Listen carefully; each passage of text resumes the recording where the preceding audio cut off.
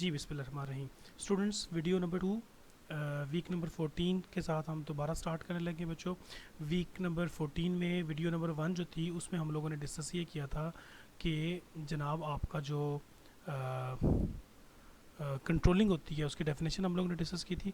और कंट्रोलिंग की डेफिनेशन के साथ एक चीज़ और भी हम लोगों ने देखी थी, वो एक छोटी सी एग्जांपल ली थी और एग्जांपल के साथ फिर हम लोगों ने मज़ीद अंडरस्टैंड किया था कि कंट्रोलिंग को प्रोसेस कंट्रोलिंग का जो तरीक़ेकार है, मेथड है, वो हम लोग किस तरीके से अंडरस्टैंड कर सकते हैं।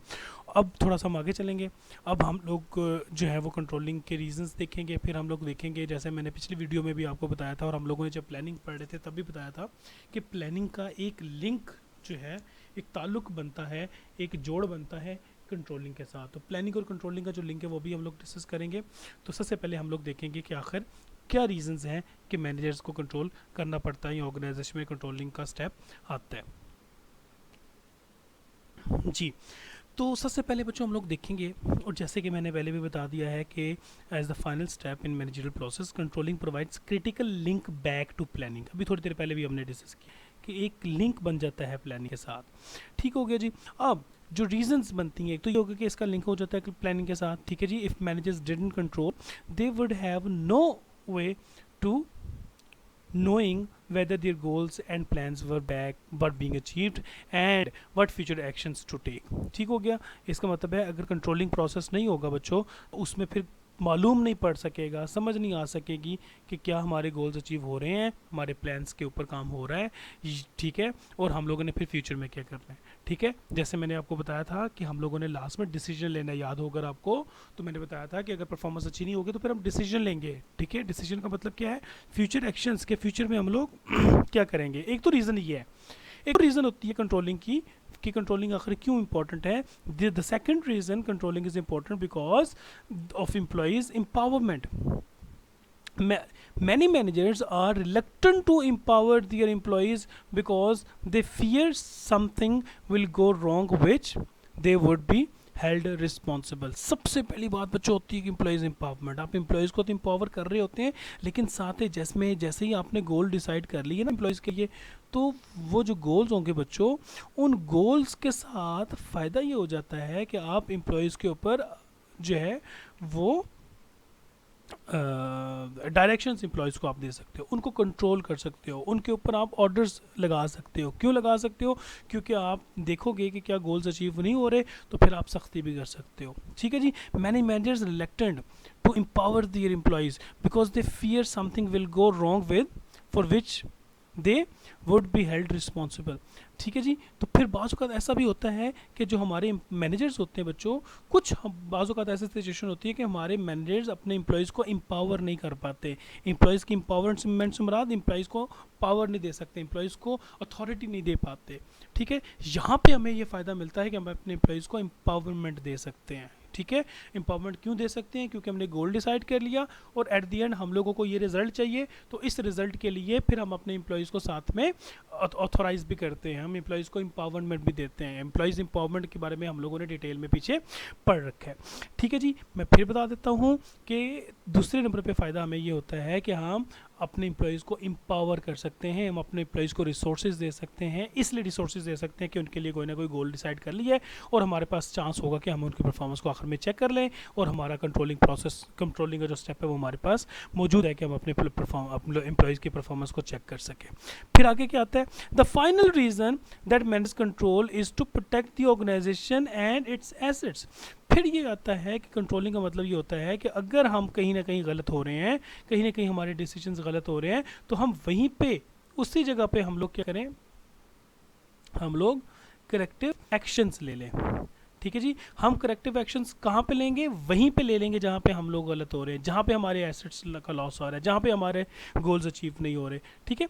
Today's environment brings heightened threats from natural disasters, financial scandals, workplace violence, supply chain disruptions, security breaches, and even possible terrorist attacks. तो ये बच्चों एक, ये जितने भी हम लोगों ने ये हमने पढ़े हैं कि इस तरह के प्रॉब्लम्स जो है वो हमारी ऑर्गेनाइजेशन फेस कर सकती हैं, इन सारे के सारे प्रॉब्लम्स को हम किस तरीके से इन प्रॉब्लम्स में अपनी ऑर्गेनाइजेशन को सेव कर सकते हैं कंट्रोलिंग के प्रोसेस के साथ। ठीक है, managers must protect organizations assets as in the event that any of these things should happen। ठीक है, अगर इनमें से कुछ हो जाता है, अगर सिक्योरिटी ब्रीच हो जाती है, अगर कहीं सप्लाई चेन का जो प्रोसेस है वो कहीं ना कहीं पे उसको प्रॉब्लम फेस करनी पड़ी है, अगर कहीं वर्क प्लेस में कोई वायलेंस हो रहा है, हमारे इंप्लॉइज़ जो है वो काम करना छोड़ रहे हैं, अगर कहीं ना कहीं सिक्योरिटी टूट रही है, किसी ना किसी जगह पे नेशनल डिजास्टर अल्लाह ना करे आ जाता है,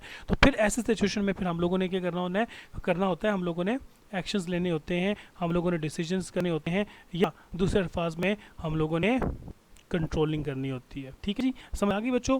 तो ये एक डायग्राम जो हमारे पास मौजूद है, इस डायग्राम को डिस्कस करते हैं। ये डायग्राम में भी मेंशन किया हुआ है, जिससे पहले हम लोग क्या करते हैं, ये पूरे के पूरे जो 4 फंक्शंस हैं मैनेजमेंट के, प्लानिंग में हम सबसे पहले क्या करते हैं, प्लानिंग में हम गोल डिसाइड करते हैं, प्लानिंग के बाद गोल्स के बाद फिर ऑब्जेक्टिव्स डिसाइड होते हैं, स्ट्रेटजीज और प्लान बनते हैं। ये हम लोगों ने बच्चों के डिटेल में पढ़ रखा है। जब हम ये बना लेते हैं तो फिर हम लोग ऑर्गेनाइजिंग की तरफ आते हैं, जहाँ पे हम ऑर्गेनाइजेशन का स्ट्रक्चर बनाते हैं, किस किस्म का हमारा स्ट्रक्चर होता है, ह्यूमन रिसोर्स मैनेजमेंट हम लोग साथ में कर रहे होते हैं। ठीक है, उसके बाद लीड करते हैं, लीडिंग में हमारी मोटिवेशन होगी, मोटिवेशन भी हम लोग इससे अगला जो हमारा चैप्टर होगा इंशाल्लाह मोटिवेशन का, उसको हम लोग डिटेल में पढ़ेंगे। फिर लीडरशिप की भी हम लोगों ने बहुत टाइप्स पढ़ी हुई हैं, फिर हम लोग लीडरशिप बीच में लेके आएंगे, फिर हम लोग कम्युनिकेशन के तरीके कार अपनाएंगे कि किस तरीके से वो करेंगे, फिर इंडिविजुअल एंड ग्रुप रिलेशनशिप, ये भी हम लोग एक चैप्टर जो है वो हम लोग इंशाल्लाह पढ़ेंगे, जिसमें इंडिविजुअल और ग्रुप जो परफॉर्मेंसेज होती हैं उसको हम लोग देख रहे होते हैं। ठीक है, अब ये सारे के सारे काम करने के बाद हम आते हैं कंट्रोलिंग की तरफ। तो कंट्रोलिंग में क्या होता है, स्टैंडर्ड देखा जाता है। स्टैंडर्ड कहाँ पे सेट होता है बच्चों, बार बार बता चुका हूँ प्लानिंग के वक्त। फिर क्या होता है, मेजरमेंट्स, परफॉर्मेंस को मेजर किया जाता है। मेजर कैसे करते हैं, आगे जाके जब हम प्रोसेस पढ़ेंगे तो हम उसमें देखेंगे कि क्या क्या तरीक़ेकार होते हैं परफॉर्मेंस को मेजर करने के। फिर क्या करते हैं, स्टैंडर्ड, यानी कि इसको हम लोग स्टैंडर्ड को कह देंगे एक्सपेक्टेड परफॉर्मेंस, मेजरमेंट को कह देंगे हम एक्चुअल परफॉर्मेंस, जो पीछे हमने एग्जांपल पढ़ी थी पिछली वीडियो में। और उसके बाद फिर हम लोग क्या करेंगे, नेसेसरी एक्शंस जो है वो लेंगे। वो एक्शंस जो है वो गुड परफॉर्मेंस, जैसे मैंने आपको बताया था कि गुड परफॉर्मेंस होती है और बैड परफॉर्मेंस होती है। अगर गुड परफॉर्मेंस है तो फिर हम लोग क्या डिसीजन लेंगे, और अगर बैड परफॉर्मेंस है तो फिर हम लोग क्या डिसीजन लेंगे।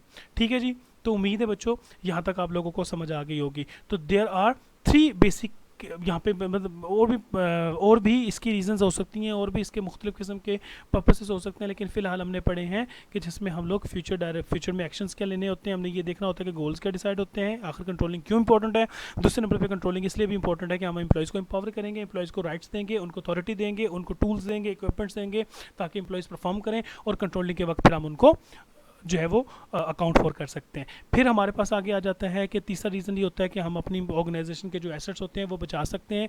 अगर हमें मालूम हो जाए कि हमारे एसेट्स वेस्ट हो रहे हैं, कहीं ना कहीं प्रॉब्लम्स आ रहे हैं, तो हम वहीं पे हम लोग कंट्रोल करके वहीं पे हम अपने नेसेसरी जो हमारे करेक्टिव एक्शंस है वो लेके हम अपनी ऑर्गेनाइजेशन के एसेट्स को ज़ाया होने से और ऑर्गेनाइजेशन के लॉस से ऑर्गेनाइजेशन को बचा सकते हैं। फिर हम लोगों ने दूसरे नंबर पे ये पढ़ा कि प्लानिंग, ऑर्गेनाइजिंग, लीडिंग, कंट्रोलिंग, ये सारी की सारी जो है किस तरीके से एक दूसरे के साथ लिंक्ड है। ठीक है जी, अब एक छोटी सी चीज़ हम आगे पढ़ के इस वीडियो को यहाँ पे क्लोज करते हैं। वो ये है कि वो है कंट्रोलिंग प्रोसेस। ठीक, तो इस कंट्रोलिंग प्रोसेस के अंदर बच्चों हम लोगों ने क्या देखना है कि there are 3 steps of controlling. पहला स्टेप जो है उसमें क्या करते हैं, परफॉर्मेंस को हम लोग जो है वो मेजर कर रहे होते हैं, एक्चुअल परफॉर्मेंस को। और मैं एक्चुअल परफॉर्मेंस और एक्सपेक्टेड परफॉर्मेंस के बारे में मेरे ख्याल में आप लोगों की कोई कन्फ्यूजन नहीं होगी। परफॉर्मेंस जब मेजर हो जाती है तो दूसरे नंबर पे जो स्टेप होता है वो मैं आपको बता देता हूँ। सबसे पहले हम लोगों ने क्या करना है, एक्चुअल परफॉर्मेंस को मेजर करना होता है। उसके बाद फिर हम लोग कंपेयर करेंगे एक्चुअल परफॉर्मेंस के साथ एक्सपेक्टेड परफॉर्मेंस को, या स्टैंडर्ड को, या उन गोल्स को जो हम लोगों ने शुरू में डिसाइड कर रखे होते हैं। और आखिर में फिर क्या होगा, हम लोग मैनेजरियल एक्शन लेंगे। ठीक है, ये 3 स्टेप्स हैं। सबसे पहले हम लोग देखेंगे कि आखिर मेजर करने का तरीक़ेकार क्या होगा। फिर हम देखेंगे कि कंपेयर कैसे करेंगे एक्चुअल परफॉर्मेंस के साथ। ठीक है, तरीक़ेकार हमारे पास क्या होंगे। और फिर हम देखेंगे कि आखिर मैनेजरियल एक्शंस कौन कौन से होंगे, कैसे कैसे हम लोग वो एक्शंस ले सकते हैं। ठीक है, और ये तीनों चीज़ें जो है वो इंशाल्लाह हम लोग अगली वीडियो में डिस्कस करते हैं बच्चों।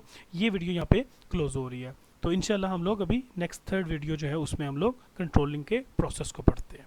ठीक है जी, थैंक यू।